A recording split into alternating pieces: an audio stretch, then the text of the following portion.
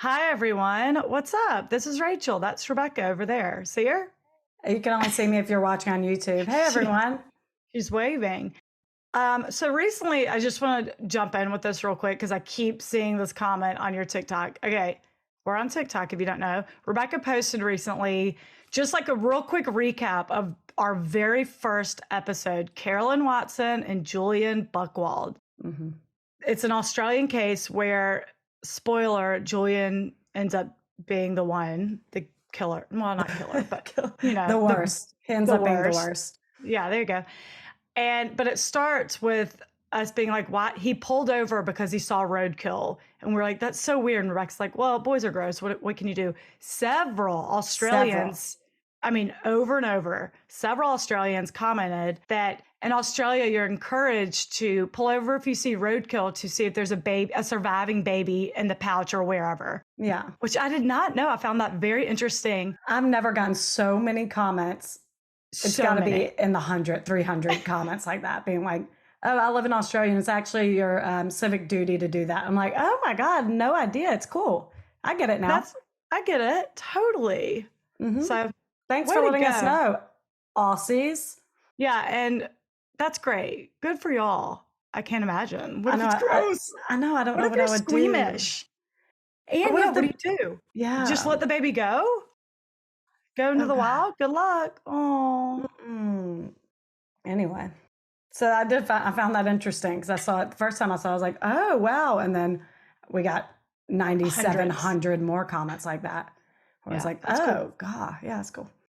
Um, Patreon shout outs. Hey, Louise, Susan, Tamara, Princess Mel, Allison, Lori, and Jordan. Thank y'all so much for joining. Thank you. And by the time this airs, we're nearing Thanksgiving, which means we're nearing Christmas. And that's a perfect segue to this custom shout out from Tamara. With the Christmas season approaching, Parent Helper Elf Kits wants to help take some of the stress away from the parents and help create some holiday magic. These elf kits can be instantly downloaded and printed right at home and come with little cards and poems and setup instructions for each day of your Elf on the Shelf visit. Several ideas come with printable props, and the other ideas can be done with items you already have at home. We have 5 different kits and tons of accessories. Listeners can get 30% off with the code THE WORST. Our No first promo code. way. First promo code.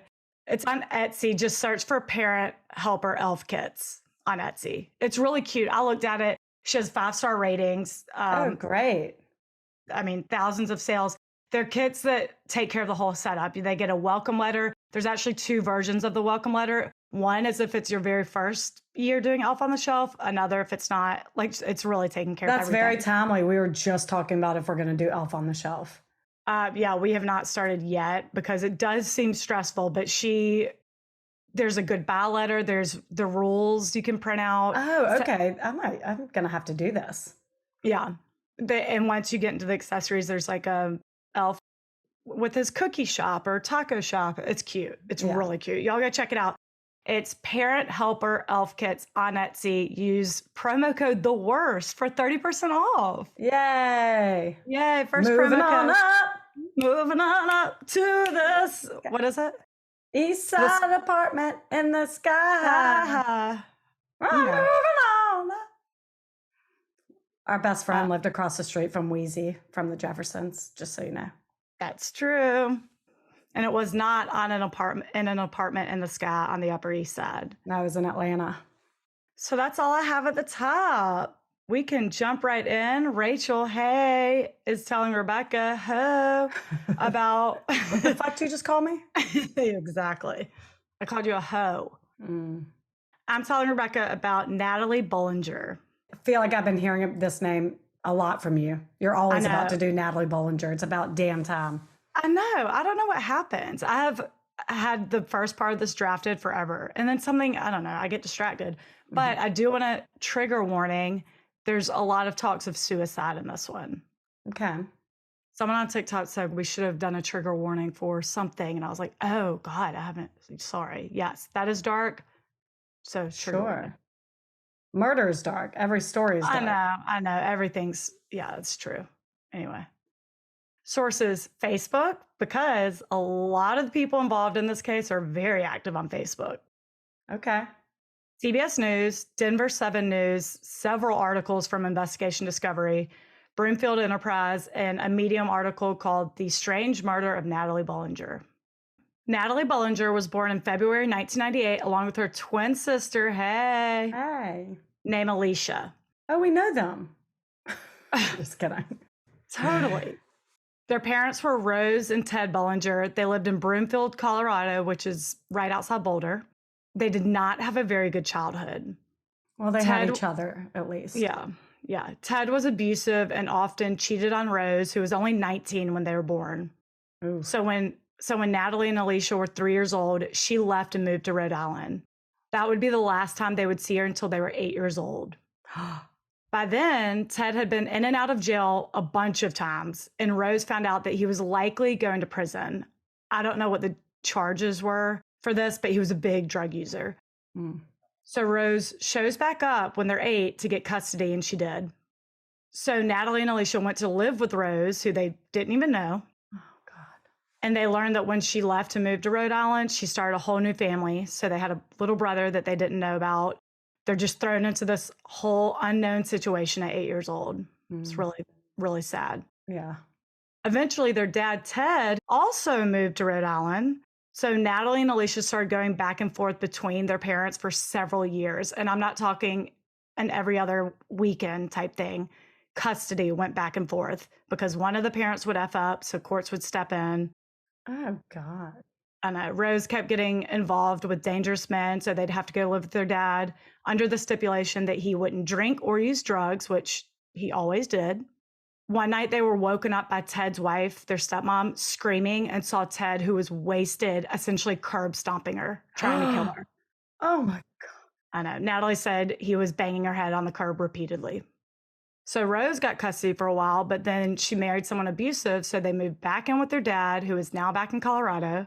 If anything, that's what kids need is inconsistency. Like moving across the country. I mean, it's insane. At this point, they're 13, 14 years old.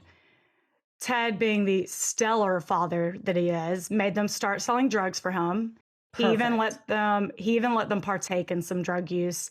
He also became physically abusive, and in Natalie's words, became, quote, a little too friendly. Ew.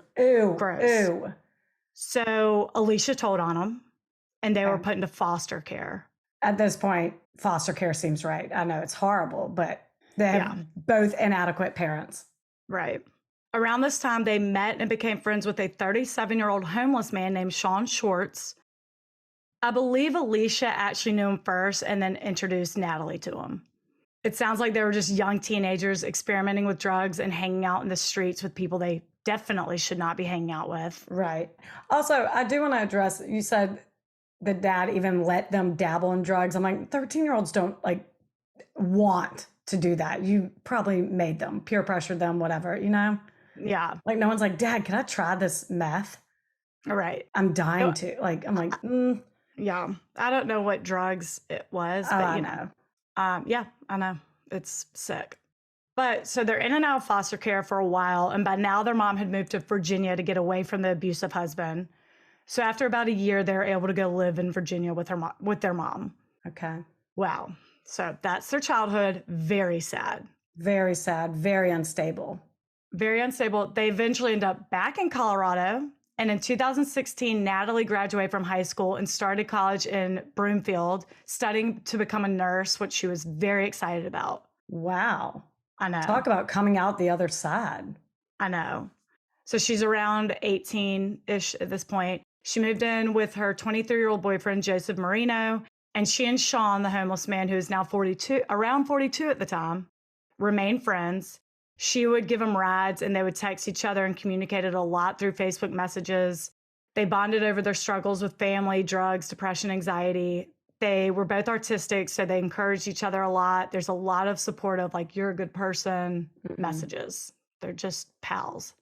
How does he have Facebook? He has a phone. Okay. That kind of reminds me, in DC, a homeless woman approached me and asked if I would buy her soap from CVS, which I was like, of course, I'll get you soap, shampoo, conditioner, whatever. So I come out and I'm like feeling so good about helping someone, but she couldn't even thank me. She actually gave me the one finger because she was on the phone just gabbing away. And I was like, wait a minute. How are I you? didn't Who's paying that bill? I I thought you didn't just said you were living on the street. Okay. Who Well, was she talking to? Was she, like, gossiping? What was she I saying? think I it's don't some remember that. girlfriend. She was my girlfriend. She put up the one finger, like, excuse me, I'm on the phone. And I was like, well, I Oh, just wanted to give you the groceries I bought for you, but that's okay.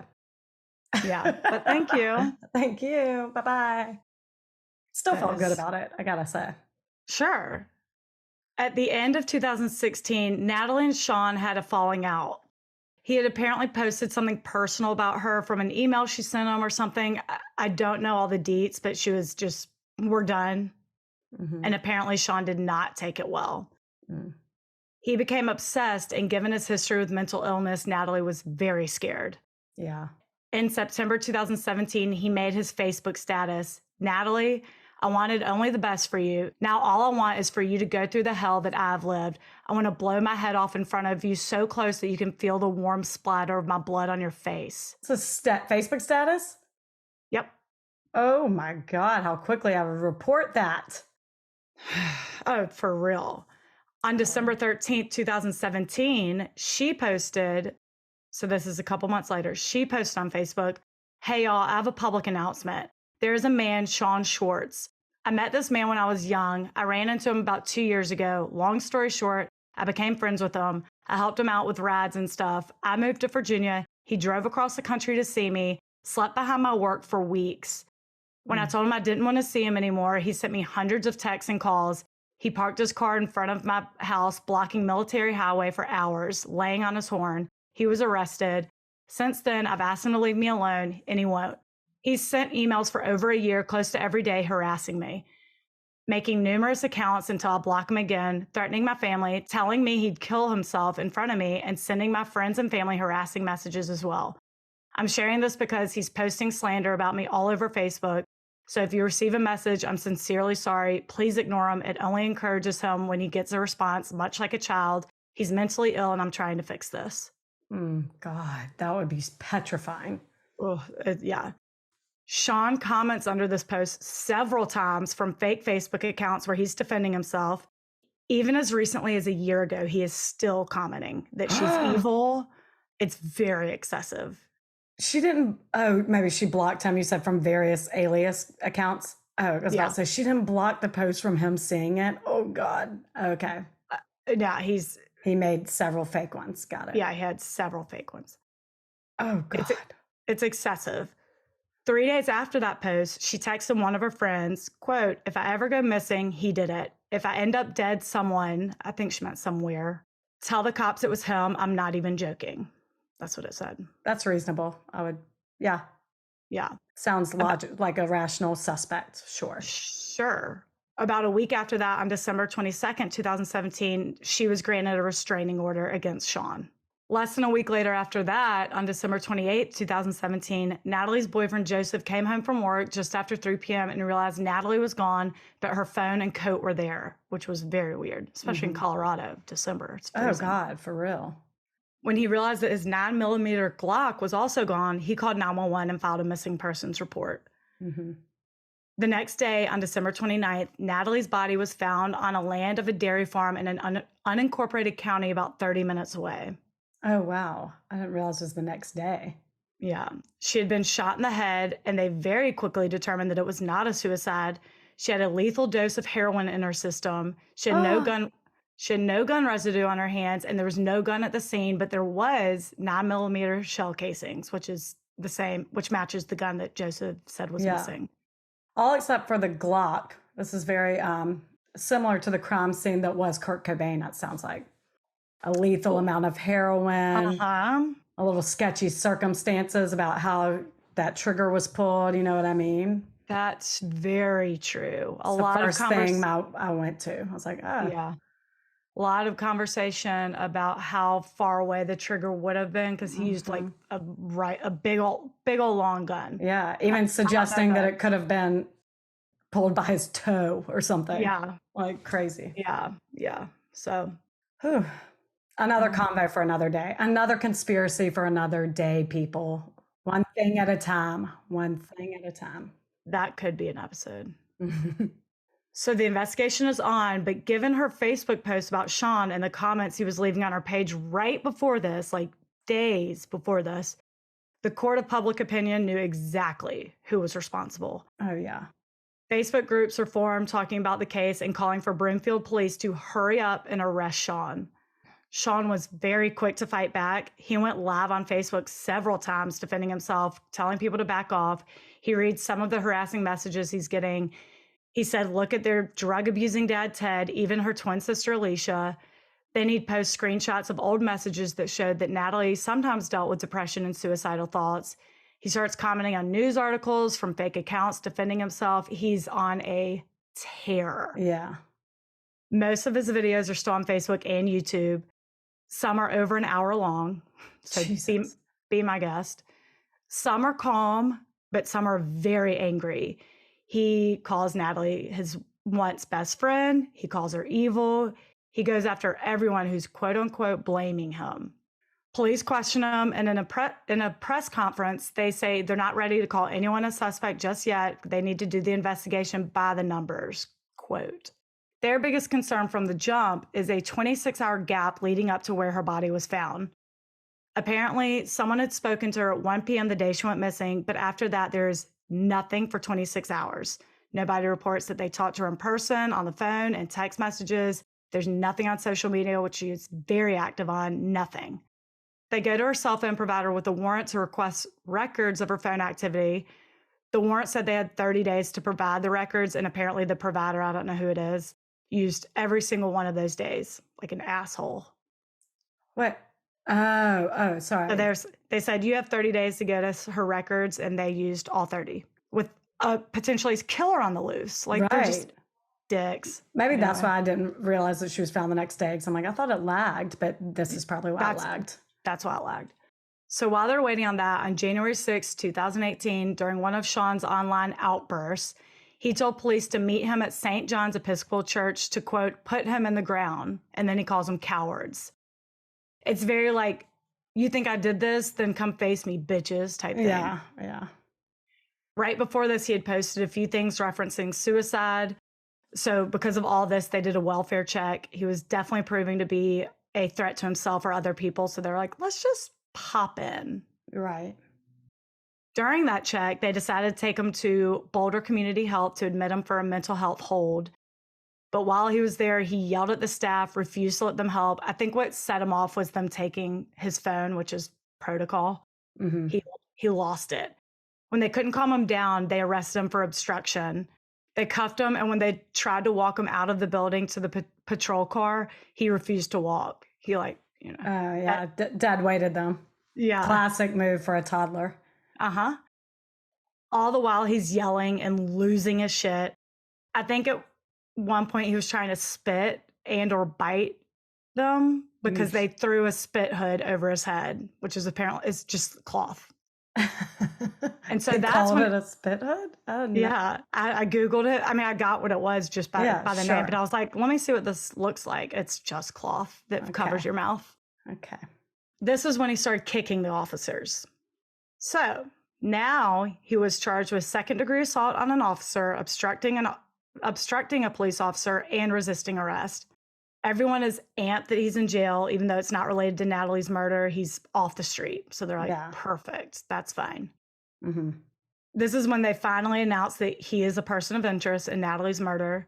He was eventually released on bail, then went to Facebook yet again to say that they assaulted him and that the whole welfare check was just a ploy to incite him. Police are looking at everyone in Natalie's family. As we know, her dad, Ted, had a very long criminal record with arrests for burglary, car theft, drug charges, felony assault, domestic violence, violating protection orders, eluding police. I mean, it goes on and on. Her uncle also had a record with multiple drug charges. Her mom had a record, but seemingly not as violent as Ted. There's a counterfeit charge in there, some traffic stuff. I'm really curious about a pit bull violation charge from 2000 that's on a record. Okay. Colorado bans pit bulls, apparently. Who knew? I don't know. But it's on a record. They never named anyone in her family a person of interest or suspect, though. In early February 2018, they still hadn't made an arrest, but they finally got the phone records back. They found that on the day she went missing, there were 111 text messages from an unknown number to her phone. On February 8th, 2018, police approached 22-year-old Joseph Michael Lopez as he's walking into his job at Domino's. And it's like, can we speak to you for a moment? And he says, sure. Can we steal you for a quick sec? You texted a victim over 100 times. Thank you. Yeah. He gets in his car and follows them to the police station. And when he sits down, he says, I'm pretty sure I know why I'm here. And they're like, great. And he says, it's because of that girl I talked to on Craigslist. You see, right before they got the phone records, they didn't release it, but they had officially cleared Sean as a suspect because they confirmed he was out of state the day Natalie went missing. And their investigation was actually back at square one. They're like, we're at a loss. Right. But so this guy says this, and they're like, yeah, the girl from Craigslist. They have no idea what he's talking about, but they obviously don't tell him that. They're like, sure. Yeah. But we're going to let you tell your side of the story before we get into it. Mm-hmm. So Joseph tells him that right after Christmas, he was on Craigslist perusing the women seeking men section when he came across a post that was titled, I want to put a hit on myself. Intrigued, he reached out to her pretending to be a professional hitman named Akai. Mm-hmm. And he learned that the person who posted it was named Natalie Bollinger, and she wanted to end her life but couldn't bring herself to do it. So she wanted to hire someone to, quote, execute her from behind. The post also said she'd provide the gun.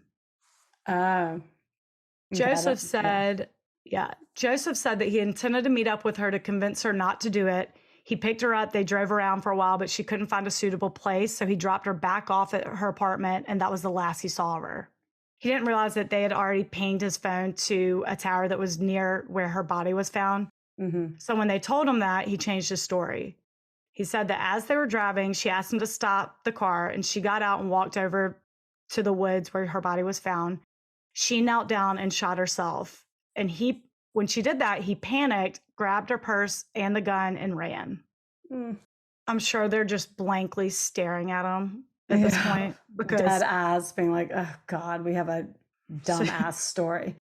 Because if you don't know this person, but you want to help save her life, you just call the police. Like, I'm not going through the trouble. Like, who am I? I'm just a normal person. I'm not going to convince someone I don't know and who doesn't know me to not end their life. I need cops to intervene or something, you know? You're going to go meet up with someone you don't know who has a gun and is in a fragile state of mind? Like, why are you even putting yourself into a situation? I don't know. Well, what's way more unrealistic to me is the fact that she would get out, do that to herself, and he would panic, being the innocent bystander, and grab her purse and the gun and run. The gun. Yeah. What? You don't know this girl. Call the police. Tell them everything. What are you talking about? Right. So it's just, I mean, in any regard, the gunshot itself and the fact that they could tell it was done from several feet away, they're like, no, sorry. It's just impossible that story's real. So then he gave the real story. He said Natalie knelt down on the ground and he knelt down next to her. They said a prayer. Then he got up and stood to the left of her and a little bit in front of her, closed his eyes and shot. Then he took off with her purse and gun, which he said was still in the trunk of his car. Sure enough, they opened the trunk and it's there. During their conversation, Joseph apparently shared some very disturbing details about his own homicidal fantasies, saying he kept a journal where he wrote about kidnapping and torture and murder. Even his fake persona, Akai, I think that's how you say it, whatever, was actually one of his 12 fantasy personas that he used online in the gaming exchanges. And he described this one as very charismatic and can lure people in. And then he turns psycho and strikes. That's his description. He did express regret, saying that the murder had been eating away at him.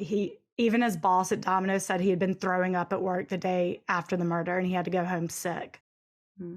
But as a legal analyst put it, even if she asked for assistance, if he's the one who pulled the trigger, it's still murder. Yeah. So he was charged with first-degree murder. To avoid a life sentence, he accepted a plea deal. He pled guilty to second-degree murder and got 48 years in prison with eligibility of parole. which her family's pissed about. Yeah. That's still where he is today. But fast forward to October 19th, 2019, Natalie's twin sister, Alicia, was reported missing in Wichita, Kansas. What? Missing. Oh, okay. You're right. This part I do not know. But wait, real quick, and you might get into it already, but can't they like subpoena the Craigslist ad, see if that was a legit ad that she posted from her IP address, whatever? I honestly don't know. No article verified that they actually saw that she posted this. I don't know why. Holy shit. Now her twin is missing. So 2019, 21-year-old Alicia Bollinger is reported missing from Wichita, Kansas. Apparently the day before, she was the passenger in a car that was involved in a police chase. It started in Oklahoma. I think it went on for about an hour. I don't know the circumstances, but the car was eventually stopped and she was taken to the hospital. So maybe it wrecked, but she was fine because someone with the Kansas Highway Patrol dropped her back off at the hotel where she was staying in Wichita. And the next day, like late in the afternoon, she was reported missing. Oh, wow. The internet blew up with this news because in the months leading up to this, Sean had shifted his focus on his videos away from Natalie and how she ruined his life and onto Alicia, with videos as recent as July 2019, less than 2 months before she went missing. Some of the videos were called Alicia Bollinger, the pretty junkie. Alicia Bollinger has no conscience. Alicia Bollinger, the lying drug dealing junkie who killed ... In this video, he says that Alicia told him to sleep behind Natalie's work in Virginia and how the people who signed off on this protective order lied. Alicia lied because it was all her idea. It's a huge rant. Yeah.